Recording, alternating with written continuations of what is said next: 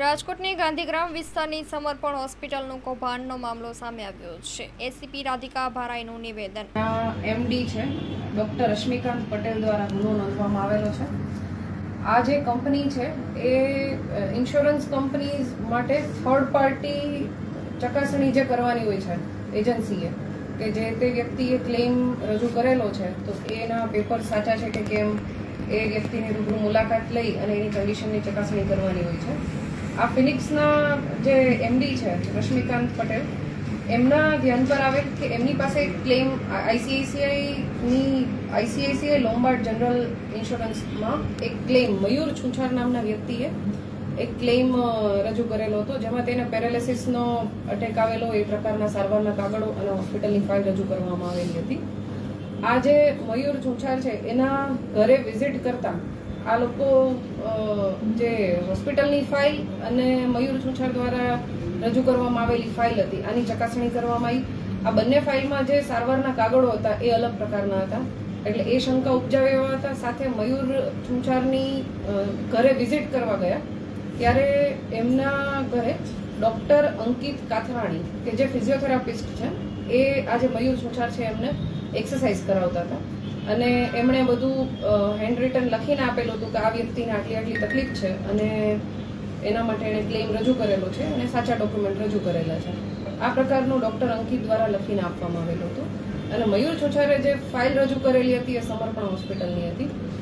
હવે આ મયુર છુંછારની હકીકત હતી એમાં એણે એક એમઆરઆઈ ને એવું કરાવેલું હતું. આ એમઆરઆઈનો સમય અને હોસ્પિટલમાં જે એડમિટ થયો એના સમયમાં વિસંગતતા આવતી હોય, જે રશ્મિકાંત પટેલ અને એમના સાથેના કર્મચારીને શંકા જતા એમણે એમના ઘરની બહાર ખાનગી કપડામાં બેસી અને એના ઘરની બહાર થોડી વાર ચેક કર્યું કે આ વ્યક્તિની હલચલ શું છે. તો થોડી વાર પછી આ મયુર છુંછાર છે એ પોતાની જ બાઇક લઈ અને નીકળી અને એક જગ્યાએ ચાની કીટલીએ જઈ અને ચા બનાવવા લાગે. આના વિડીયોગ્રાફી વગેરે છે એના દ્વારા કરવામાં આવેલી હતી. કંપની ખરેખર જ્યારે આના ઘરે મયુર છુંછારના ઘરે વિઝિટ કરવા માટે ગઈ ત્યારે આ વ્યક્તિ ચાલી ના શકે એવી કન્ડિશનમાં એણે પોતાની રજૂઆત કરેલી હતી અને એના જે ડૉક્ટર છે ફિઝિયોથેરાપિસ્ટ ડૉક્ટર અંકિત દ્વારા પણ આ જ રીતે લખીને આપવામાં આવેલો હતો કે આ વ્યક્તિ ચાલવા સક્ષમ નથી. અને એની જ થોડીક કલાકમાં આ આરોપી છે મયુર એ પોતાનો બાઇક લઈ અને ચા બનાવવા માટે ગયેલ એવું ધ્યાનમાં આવેલ કંપનીને, જેથી કંપનીએ સમર્પણ હોસ્પિટલ ખાતે પણ તપાસ કરી અને એમાં જે સમર્પણ હોસ્પિટલ તરફથી એને જે ફાઇલ આપવામાં આવેલી હતી એ અને મયુર દ્વારા જે રજૂ કરવામાં આવેલી હતી ફાઇલ છે આ વિસંગતતા જણાઈ.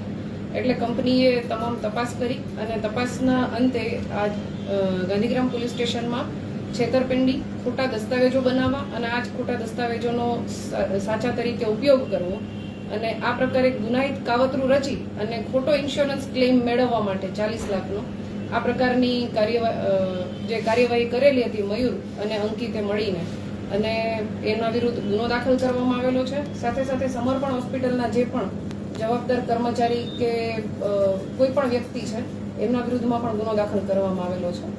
આ ગુનાની તપાસ છે અમારા ગાંધીગ્રામ પોલીસ સ્ટેશનના પીએસઆઈ એસએલ ગોહિલ કરી રહ્યા છે અને જે ડૉક્ટર અંકિત છે એને અટક કરવાની કાર્યવાહી હાલ ચાલુ છે. આરોપી મયુર છે એને પકડવા માટે અમારી ટીમ કાર્યરત છે અને સાથે સાથે તપાસ દરમિયાન જે પણ વ્યક્તિની આમાં સંડોવણી ખુલશે એ તમામ વ્યક્તિઓ વિરુદ્ધ કાર્યવાહી કરવામાં આવશે. આમાં સંચાલકની શું ભૂમિકા સમર્પણ હોસ્પિટલની પ્રાથમિક દ્રષ્ટિએ જે તપાસ કરી એ પ્રમાણે જે કંપની દ્વારા ગુનો રજીસ્ટર કરવામાં આવેલો છે એ મયુર, અંકિત અને સમર્પણ હોસ્પિટલના જે પણ જવાબદાર વ્યક્તિ હોય એના વિરુદ્ધમાં ગુનો દાખલ કરવામાં આવેલો છે. હવે તપાસ કરવામાં આવશે એમાં સમર્પણ હોસ્પિટલના સંચાલક કે એમાં કામ કરતા કોઈ પણ વ્યક્તિ, એના મેનેજર, જેની પણ ભૂમિકા આમાં આવશે એ તમામ વિરુદ્ધ કાર્યવાહી કરવામાં આવશે. ખોટો ક્લેમ કરવા પાછળનું કારણ શું? પ્રાથમિક દ્રષ્ટિએ જે જણાવ્યું છે એ પ્રમાણે આ મયુર છે એની ઉપર દેવું હતું અને પૈસા મેળવવા માટે થઈ અને આ ખોટો ક્લેમ કરવામાં આવેલો છે. ભૂતકાળમાં આવું કોઈ કૃત્ય અંકિત કે અન્ય કોઈ દ્વારા આવું કરવામાં આવ્યું હોય? ગુનો ગઈકાલે રજીસ્ટર થયેલો છે, ગુનાની તપાસ ચાલુ છે. તપાસમાં જેમ જેમ આગળ વધશું એ રીતે ખ્યાલ આવશે કે આ વ્યક્તિ દ્વારા આ પ્રકારની કોઈ કાર્યવાહી કરવામાં આવી શકે છે. સિવિલમાં એમઆરઆઈ કઈ કરાયો?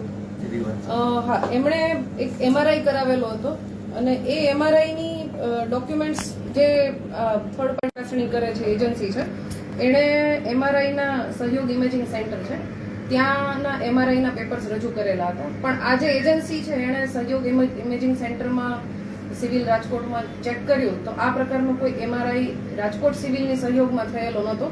મતલબ કે આ જે એમઆરઆઈના પેપર્સ છે એ પણ આ જે આરોપીઓ છે એમના દ્વારા ખોટા બનાવવામાં આવે